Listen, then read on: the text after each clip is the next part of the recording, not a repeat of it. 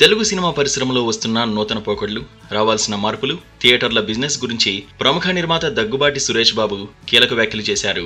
Telugu cinema పరిశ్రమలో ఖచ్చితంగా మార్పులు జరగాలని అన్నారు. అలా జరిగినప్పుడే తెలుగు సినిమా పరిశ్రమ సర్వైవల్ అవుతుందన్నారు. సినిమా తీసే విధానంలో మార్పులు రావాలన్నారు. మన దగ్గర పెద్ద బడ్జెట్ సినిమాలు 100 నుంచి 120 రోజులు షూటింగ్ జరుపుకుంటే ఇవే చిత్రాలను ఫారిన్ వాళ్ళు కేవలం 20 నుంచి 30 రోజుల్లోనే తీస్తారని చెప్పారు. అంతేకాదు సినిమా అవుట్పుట్ కూడా అద్భుతంగా వస్తుందన్నారు.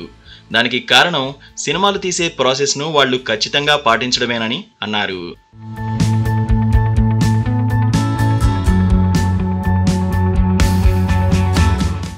ఉభయ తెలుగు రాష్ట్రాల్లో థియేటర్ల బిజినెస్ బాగా తగ్గిందని సురేష్ బాబు అభిప్రాయపడ్డారు. ఉమ్మడి ఆంధ్రప్రదేశ్లో 2000 సంవత్సరంలో 3000 థియేటర్లు ఉన్నాయి. ఇవాళ 1800 థియేటర్లు ఉన్నాయి. చాలా ఊర్లలో థియేటర్లు మూసేశారు. నేను ఏటా 15 సినిమాలు తీస్తున్నాను.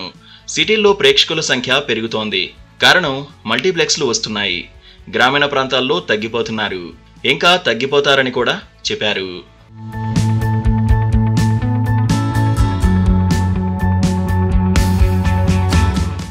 గతంతో పోలిస్తే ఇప్పుడు ప్రొడక్షన్ ఖర్చు భారీగా పెరిగిందని సురేష్ బాబు తెలిపారు.